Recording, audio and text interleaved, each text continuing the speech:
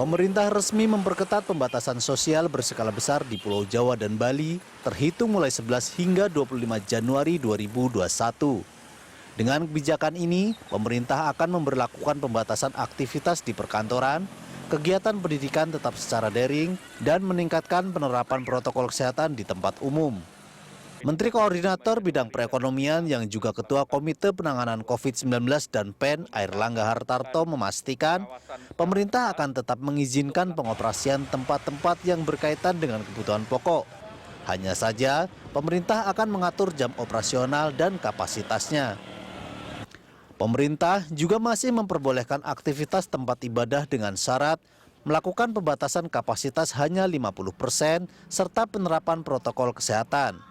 Pengetatan PSBB ini dilakukan di daerah dengan kasus aktif dan tingkat kematian yang tinggi, serta daerah dengan tingkat kesembuhan di bawah rata-rata nasional. Pemerintah juga akan memperketat aktivitas di daerah yang tinggi keterisian kapasitas rumah sakit atau ICU di atas 70%.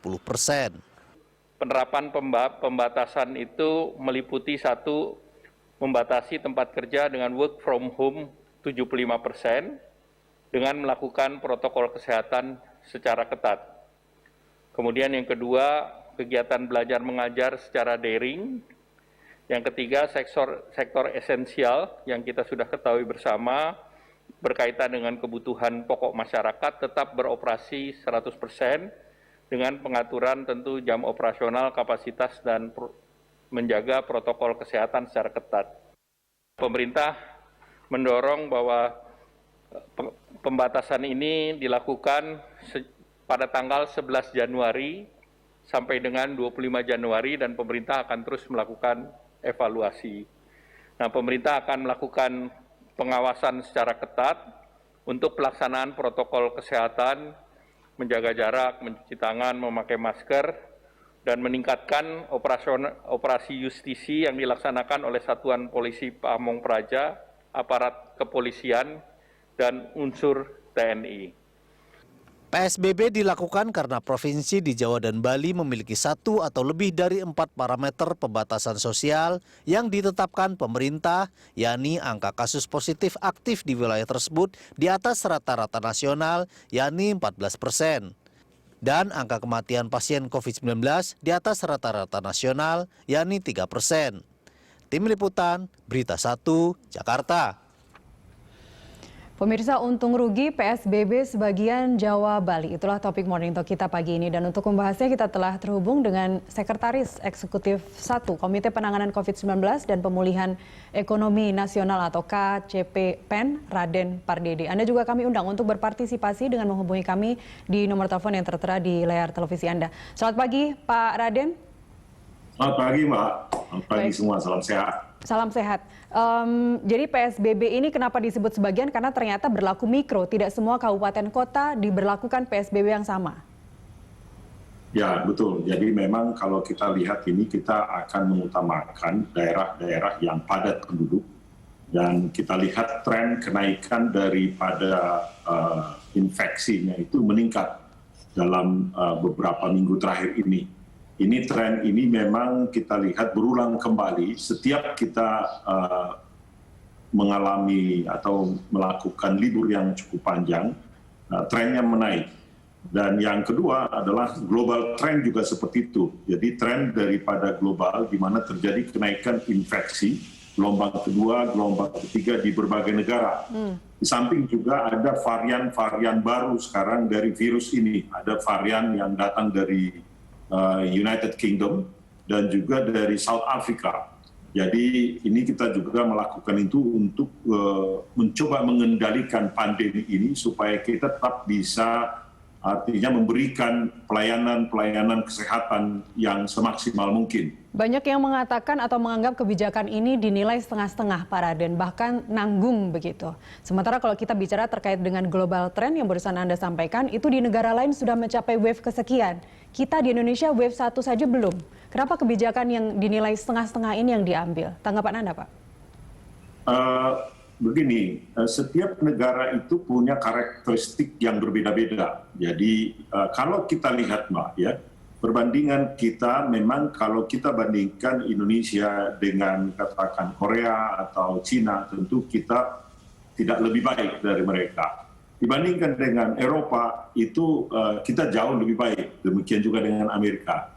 Akan tetapi juga kita harus melihat perbedaan-perbedaan dari sisi geografinya. Geografinya berbeda, kemudian jumlah penduduk juga berbeda. Jadi nggak bisa sama cara-cara pendekatan kita. Contohnya sekarang, apa yang kita lakukan ini adalah menjaga keseimbangan antara kesehatan dengan ekonomi untuk kasus Indonesia ini. Jadi kesehatan dengan ekonomi ini, karena kalau kita melakukan full, artinya sama sekali tidak punya kegiatan, kita tahu bahwa masih banyak keterbatasan yang kita peroleh, dan banyak juga kelompok masyarakat kita yang sama sekali tidak akan mungkin melakukan kegiatan sama sekali, dan mereka akan kehilangan mata pencarian. Itu yang selalu diseimbangkan. Namun demikian, untuk kali ini Indonesia, pemerintah memutuskan kita harus melakukan pengetatan lebih. Ya, sama sekali kalau kegiatan-kegiatan yang esensial itu masih tetap dibuka. Ya. Di berbagai negara akan berbeda-beda ini, Mbak. Jadi tidak akan sama karena karakteristik dari setiap negara itu berbeda-beda. Tapi kalau dikatakan bahwa kita tidak konsisten, nah itu yang kami katakan tadi, ada perbedaan antara satu negara dengan negara lain. Kalau dilihat dari sisi rasio antara tingkat infeksi dan tingkat kematian dibandingkan dengan penduduk, kita relatif ya dari penduduk yang besar, itu kita relatif kecil. Yang kita harus bandingkan diri kita, Indonesia, adalah katakan dengan negara India, dengan negara-negara Brasil, Meksiko, Rusia, Amerika. Kenapa kita tidak bandingkan dengan Vietnam, Pak Raden? Nah, itu yang kami katakan tadi. Pengalaman di Vietnam itu sistem pemerintahannya juga berbeda, Mbak. Nah, ini yang kita harus sadari semua. Ya, sistem pemerintahannya yang berbeda itu tidak sama dengan kita. Disiplin masyarakatnya juga tidak sama. Ada bukan karena Vietnam sejak awal menerapkan lockdown? Oh tidak hanya itu. Karena berbeda-beda yang saya katakan tadi, konteks dari sistem setiap negara itu berbeda-beda.